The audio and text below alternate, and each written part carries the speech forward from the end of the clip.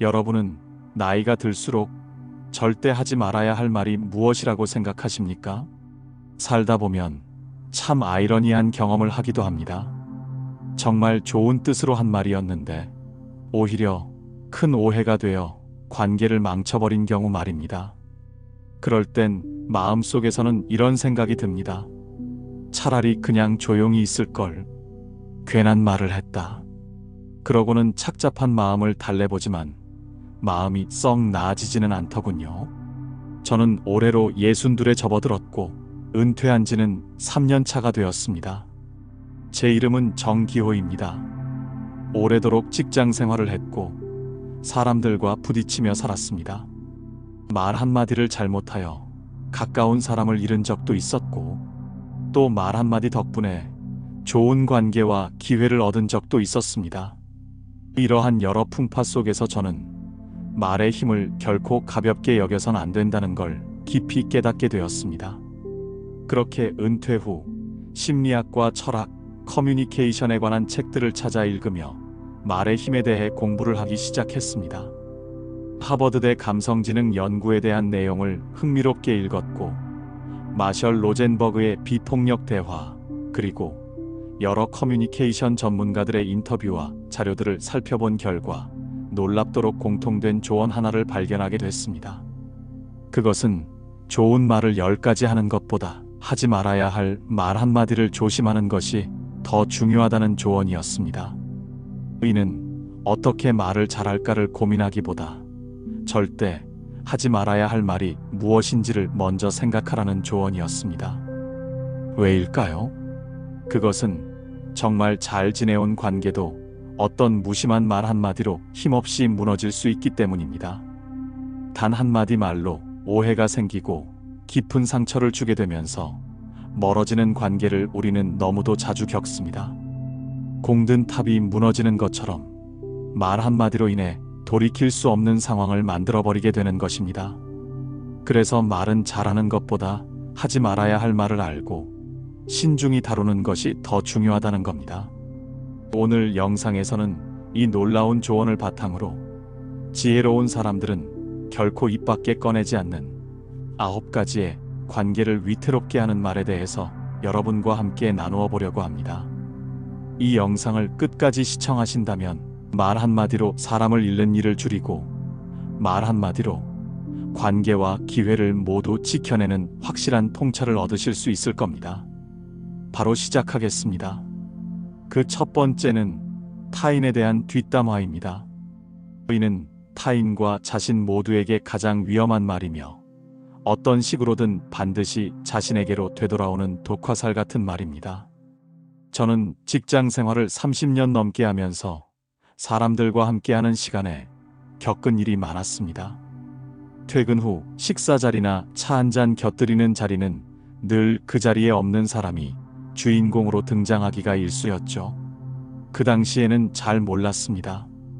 그 자리가 편하다고 느꼈고 그런 이야기를 하면서 함께 웃는 게 팀워크인 줄 알았습니다. 그런데 이상하게 그런 자리에 오래 앉아 있을수록 제 말수가 많아질수록 사람들은 저를 점점 더 경계하더군요. 한 후배가 실수를 했던 날, 저는 그 이야기를 농담 삼아 다른 팀에서 꺼내게 되었죠. 정말 나쁜 뜻은 없었습니다. 그저 재미난 에피소드라고 생각했죠. 하지만 그 후로 그 후배가 절 피하기 시작했습니다. 제가 가장 아끼던 후배였는데 말입니다. 제가 무심히 한 말에는 그 후배에 대한 배려가 없었다는 것을 지나고 나서야 알게 되었습니다. 방송인 유재석 씨는 수십 년을 방송해왔지만 단 한 번도 누군가를 험담하는 것을 본 적이 없다는 이야기를 들은 바 있습니다. 그는 실수한 후배가 있어도 그 자리에서 감싸주고 그 일이 끝난 뒤에는 다시는 그 이야기를 입에 올리지 않는다고 합니다. 그래서 많은 이들이 그를 믿고 편안해하고 다시 함께하고 싶어 합니다. 저는 유재석 씨와 같은 지혜로움을 갖지 못했던 것이고 뒤늦은 후회를 했었습니다. 뒷담이 나오기 시작하면 그 대상이 바뀌는 건 시간 문제일 뿐이고 언제든 그 자리에 있던 자신이 그 뒷담의 다음 차례가 될 수 있는 겁니다. 그리고 뒷담은 오히려 말하는 자신이 어떤 사람인지를 자신의 입으로 낱낱이 보여주게 되는 일이라는 것을 꼭 기억해야 합니다. 저는 요즘 어떤 자리에 가더라도 누군가의 뒷담이 나오기 시작하면 조용히 자리를 정리합니다. 누군가의 뒷담으로 웃는 시간이 결국 관계를 잃기 시작하는 시작점일 수 있으니까요. 두 번째는 상대방의 콤플렉스를 건드리는 말입니다. 상대방의 콤플렉스를 공공연히 건드리는 사람의 마음에는 너보다 내가 더 낫다는 묘한 우월감이 숨어 있을 가능성이 높습니다. 예전 직장 동료 중에 키가 작은 친구가 한 명 있었습니다. 능력도 좋고 성격도 유쾌했죠. 그런데 팀에서 함께 일을 하다 보면 자꾸 누군가가 야, 너 키 더 줄었냐? 라며 농담을 던지며 웃곤 했습니다. 그때마다 조용히 웃고 넘기던 그 친구가 마지막 농담으로 사람들이 많이 웃었던 날 이후 회사를 그만두고 말았습니다. 그리고 나중에 들었습니다. 그 말이 정말 듣기 싫었고 참기 힘들었고 남들처럼 자신은 한 번도 웃긴 적 없었다고 말입니다. 우리는 가끔 이 정도는 괜찮겠지 하는 마음으로 상대의 약점을 건드리는 말을 합니다. 실제로는 가까운 사이일수록 더 쉽게 말하고 더 적나라하게 말해버리곤 합니다. 그게 서로 마음을 열어놓은 관계라는 착각을 하게 되거든요. 하지만 심리학자 알프레드 아들러는 이렇게 말했습니다. 모든 인간 행동의 근원에는 열등감이 있다. 그 열등감은 결코 외부에서 자극받아서는 안 된다. 이는 누군가의 콤플렉스를 건드리는 말은 상대에게 상처를 주는 걸 넘어 자기 방어를 무너뜨리고 자존감을 해치게 된다는 겁니다. 특히 상대방의 외모나 학력, 집안 대소사, 자녀 이야기 등에 관해서입니다. 그 사람 입장에서 이미 신경 쓰고 있는 부분일수록 그 한마디는 결코 농담이 아닌 거거든요. 입으로 나온 말은 사라지지 않습니다. 어떤 말은 누군가의 마음에 깊이 각인됩니다. 특히 약점을 건드리는 말은 아무리 사과해도 다시는 예전의 시간으로 돌이킬 수 없습니다. 누군가의 약점 앞에서 그저 말없이 고개를 끄덕여주는 것, 또는 그렇구나 하며 수용해주는 것, 그게 진짜 지혜롭고 품격 있는 사람이며 좋은 관계를 이어가는 지혜라는 것을 저는 이렇게 예순이 넘어서야 알게 되었습니다. 세 번째는 내가 다 안다는 말입니다.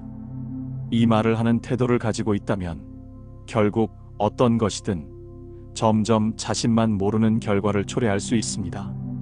제가 50대 초반쯤이었습니다. 회사에 새로 들어온 젊은 직원 한 명이 있었죠. 업무 회의 중에 자기 의견을 조심스럽게 내는데 제가 그 말을 끊었습니다. 그건 내가 해봐서 아는데 안 돼. 그 말 한마디에 그 친구는 고개를 숙였고 그 이후 회의 중에는 좀채로 자신의 의견을 말하지 않았습니다. 그때는 제 경험이 더 낫다고 생각했습니다. 그게 팀의 성과를 위한 것이라고 믿었고 다른 것들은 시간 낭비라고 믿었죠. 하지만 나중에 깨달았습니다. 그건 경험을 앞세운 오만이었지 지혜가 아니었습니다. 소크라테스는 이렇게 말했습니다. 나는 내가 아무것도 모른다는 것을 안다. 이 말이 철학사에서 왜 그렇게 중요한지 살아보니 알겠습니다. 자기가 다 안다고 생각하는 순간부터 그 사람은 더 이상 배울 수 없게 되는 것입니다. 그리고 더 무서운 건 그 말을 할 때의 어투입니다. 그건 말이 안 돼. 그건 이미 내가 해봐서 알아. 나는 그렇게 안 해. 이런 말들을 할 때의 모습은 매우 오만하면서도 꽉 막힌 모습으로 보여집니다. 이는 상대방의 생각을 닫게 만들고 나 중심으로만 돌아가는 대화만을 남기게 되는 것이죠. 젊은 사람들의 아이디어가 신선하다고 느껴질 때가 많습니다. 하지만 예전엔 그걸 받아들이지 못했습니다. 지금의 저는 내가 경험해서 알고 있다고 해도 다른 사람의 얘기를 들을 줄 아는 사람이 정말 지혜로운 사람이라고 믿고 있습니다. 겸손은 내가 이미 잘 알고 있지만 다른 내용이 있을 수 있다는 지혜의 여백에서 시작됩니다. 그리고 그 여백이 있을 때 사람들은 오히려 나를 더 따르고 신뢰하게 되는 것입니다. 네 번째는 비속어와 거친 말 표현입니다. 이런 말은 대부분 습관처럼 하는 말인 경우가 많습니다. 어떤 순간에 자신도 모르게 튀어나오게 되며 주변을 불편하게 만드는데도 정작 자신은 모르는 경우가 많지요. 예전엔 저도 말이 거친 편이었습니다. 특히 스트레스를 많이 받던 시절에는 혼잣말로도 욕이 튀어나오고 회의 중에도 감정 섞인 말투가 불쑥불쑥 나왔습니다. 지금 그걸 말이라고 하나? 그딴 짓거리를 왜 한 거야? 이런 말이 입에 붙어 있었죠. 그런데요, 아무도 그 말에 대해 뭐라 하진 않았지만 먼저 말을 거는 사람이 줄고 조심스러운 눈빛으로만 저를 대하는 겁니다. 하버드 대학교 심리언어 연구팀은 수천 명의 대화를 분석해 이런 결론을 냈습니다. 비속어와 부정적 표현이 잦은 사람은 무의식적으로 신뢰도와 사회적 평판이 낮아진다. 그 말이 상대의 마음에 남기 때문이 아니라 그 말이 그 사람의 인격처럼 느껴지기 때문입니다. 우리는 어떤 옷을 입느냐보다도 어떤 말투를 쓰느냐가 더 오래, 더 깊이, 더 선명하게 그 사람의 인격으로 기억에 남는 겁니다. 저는 지금도 종종 실수합니다. 하지만 거친 말이나 비속어가 올라올 때는 잠시 멈추고 속으로 이렇게 되뇌입니다. 내 말은 내가 보여주는 내 얼굴이다. 말은 공기 속에 날아가지만 그 말투와 느낌은 사람의 기억 속에 오래 남는다는 것을 꼭 기억해야 합니다. 다섯 번째는 가족을 건드리는 말입니다. 지금 생각해도 참 후회되는 말이 있습니다. 아내와 큰 말다툼을 하던 날, 순간 욱하는 마음에 그만, 그래, 당신 가족은 늘 그런 식이지, 라는 말을 해버리고 말았습니다. 그 말이 떨어지는 순간 아내의 표정이 싸늘하게 굳었습니다. 그리고 그날 이후로 아내는 저와 눈을 잘 마주치지 않았습니다. 심리학에서는 경계라는 개념이 있습니다. 누구에게나 절대 침범당하고 싶지 않은 내 사람, 내 자존심, 내 역사 같은 영역이 있다는 뜻이죠. 그 중에서도 가장 민감하고 건드려선 안 되는 것이 바로 가족입니다. 그 사람의 성격을 비판하는 건 그 사람이 바꿀 수도 있지만 가족을 건드리는 말은 그 사람의 존재 전체를 부정하는 것처럼 느껴집니다. 감정이 격해지면 우리는 한 방 먹이고 싶다는 생각이 들지요. 그래서 가장 아프게 찌를 수 있는 곳을 향해 말이 나갑니다. 하지만 말로 상대를 꺾었다고 하더라도 결국 우리는 둘 다 부서지는 겁니다. 특히 가까운 친구, 부부 사이, 형제자매 사이는 서로의 가족을 알고 있으니 더욱 말을 조심해야 합니다. 가족은 보호받고 싶은 울타리지 평가받고 싶은 대상이 아닙니다. 그날 이후 저는 다시는 아내의 가족 이야기를 입에 올리지 않았습니다. 저는 그 말 한마디가 사람의 마음에 얼마나 큰 상처를 줄 수 있는지, 또 그동안 쌓은 신뢰를 얼마나 허망하게 무너뜨릴 수 있는지 직접 겪고 나서야 알게 된 것입니다. 다시는 그런 실수를 하지는 않지만 이미 상대의 마음 속에 있는 기억은 지워지지 않습니다. 이렇듯 가족을 건드리는 말은 단 한 번만으로도 돌이킬 수 없는 결과를 만들어내는 것입니다. 여섯 번째는 정치나 종교 이야기입니다. 몇 해 전 오랜 친구들과의 모임에서 있었던 일입니다. 함께 나이를 먹어온 친구들이라 세상 돌아가는 이야기도 편하게 나누곤 했죠. 그날은 누가 먼저랄 것도 없이 요즘 뉴스 보면 진짜 답답하다며 입을 열었습니다. 그러자 다른 친구가 그래도 그 정권보단 낫지 않냐라고 날 세워 말했고, 그 말을 들은 저도 무의식적으로 목소리가 커졌습니다. 아니, 그건 문제가 아니고 원인을 봐야지. 그렇게 단순하게 보면 안 되는 거야. 언성은 높아지고 감정도 점점 격해지고 있었습니다. 한 친구는 숟가락을 놓고는 조용히 말했습니다. 그래, 니들끼리 얘기해라. 나는 좀 불편하네. 그리고 자리에서 일어나 나가버렸습니다. 이후로 그 친구는 우리 단체 대화방에서도 거의 말이 없었습니다. 가끔 나오는 모임 사진에도 그 친구의 모습은 찾을 수 없더군요. 제가 뭔가 잘못한 걸까? 속으로 몇 번씩 곱씹었습니다. 그땐 내 의견을 말한 것뿐이라고 생각했지만 지금은 압니다. 정치나 종교 이야기는 단순한 주장이 아니라 한 사람의 믿음이고 방향성이라는 것을요. 심리학에서는 이를 확증 편향이라 부릅니다. 사람은 자신이 이미 믿고 있는 정보만 받아들이고 다른 의견은 불편하게 느끼거나 거부하는 경향이 있다. 정치 이야기를 시작하면 이야기가 아니라 입장이 부딪히고 설득이 아니라 단절의 가능성만 높아집니다. 그날 이후 저는 충분한 성찰의 시간을 가졌습니다.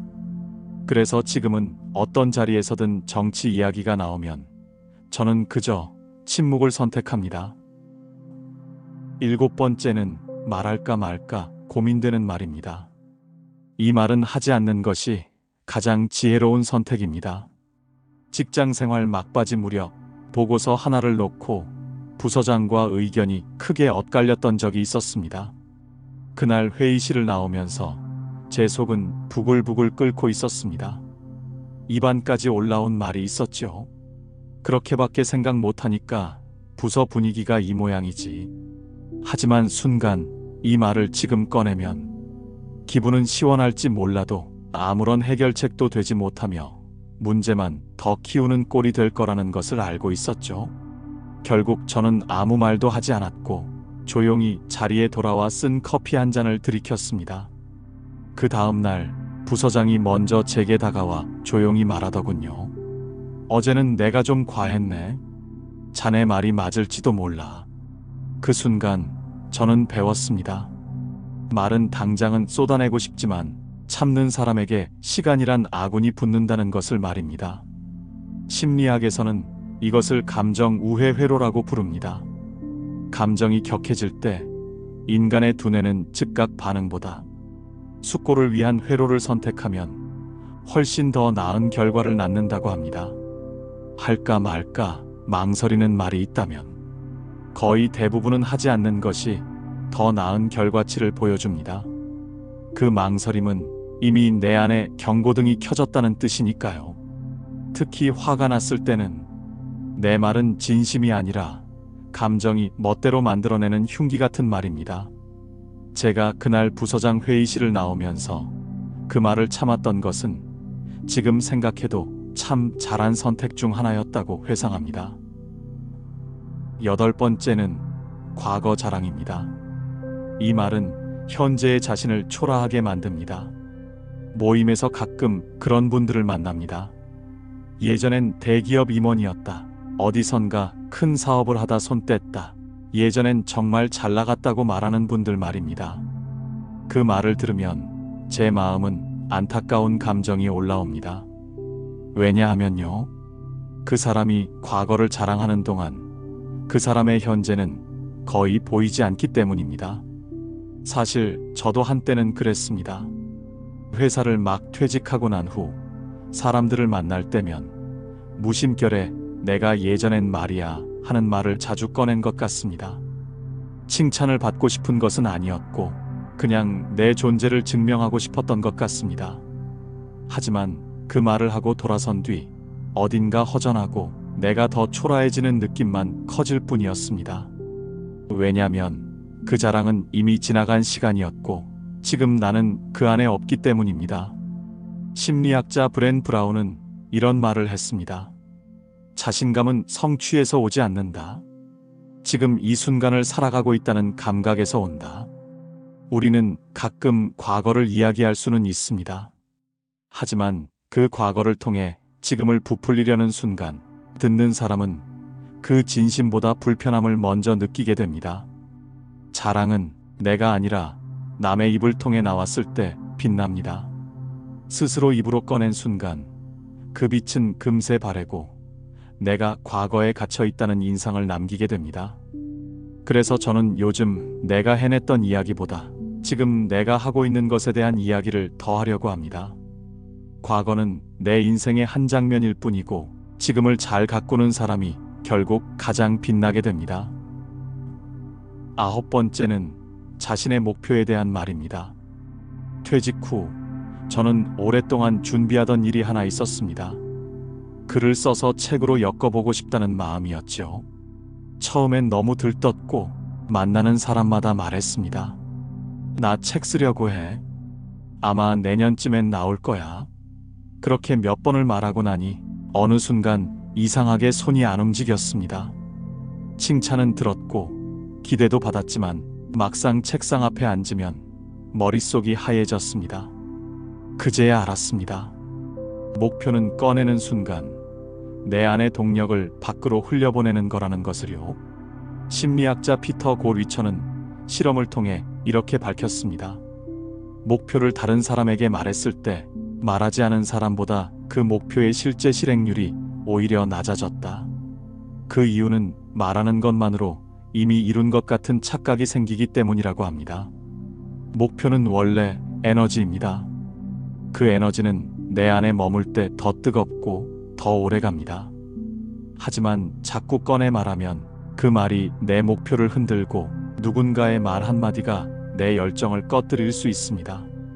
그건 해봤자 안 돼. 그 나이에 뭘 또 하려고 그래.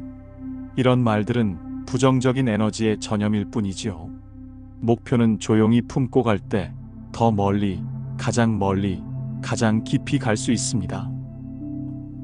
지금까지 지혜로운 사람은 결코 쉽게 입 밖으로 꺼내지 않는 9가지 말에 대해 여러분과 함께 나누어 보았습니다. 타인에 대한 뒷담화, 상대의 콤플렉스를 건드리는 말, 내가 다 안다는 오만한 말투, 비속어와 거친 말, 가족을 건드리는 말, 정치나 종교 이야기, 할까 말까 망설여지는 말, 과거 자랑, 그리고 이루지도 않은 목표를 떠벌리는 말까지. 저는 이 말들을 줄이기 시작하면서 제 마음도 편안해지고 주변의 관계도 조금씩 따뜻해지는 걸 느꼈습니다. 또 말을 잘하는 사람보다 말을 잘 다스리는 사람에게 더 깊은 신뢰가 따라온다는 것을 알게 되었습니다. 오늘 제가 말씀드린 9가지는 어쩌면 여러분들도 이미 잘 알고 있는 말들이고 아주 당연한 이야기일지도 모릅니다. 하지만 그 당연함을 실천하는 과정에서 저는 참 많은 실수와 후회를 겪었습니다. 말은 곧 마음이고 자신의 얼굴입니다. 그리고 말의 품격이 결국 내 삶의 품격이 됩니다. 오늘의 영상이 여러분의 삶에 작은 지혜가 되어 더 품격 있고 지혜로운 삶을 살아가는데 도움이 되었기를 바랍니다. 시청해 주셔서 감사합니다. 품격의 시선이었습니다.